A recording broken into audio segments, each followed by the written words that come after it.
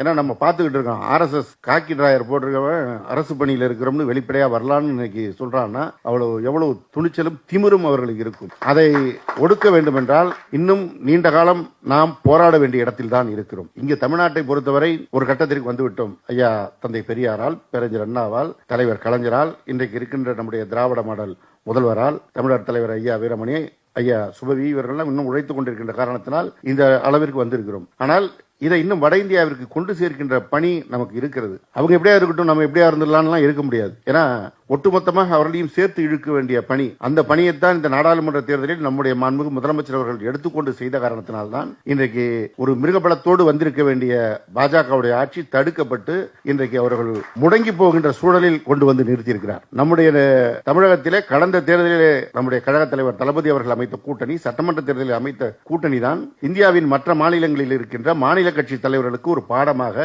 வழிகாட்டியாக அமைந்த காரணத்தினால்தான் அவர்கள் அதை ஏற்றுக்கொண்டு இந்த நாடாளுமன்றத்தில் செய்ய முனைந்த காரணத்தினால்தான் இந்த தேர்தலில் இந்த வாய்ப்பு ஏற்பட்டது. ஏன்னா மிருகபலத்தோடு வந்திருப்பார்கள். மிருகபலத்தோடு வந்திருந்தால் என்ன நிலைமை என்று கூட நாம் நினைத்து பார்க்க முடியாத நிலையில் இருக்கிறோம்.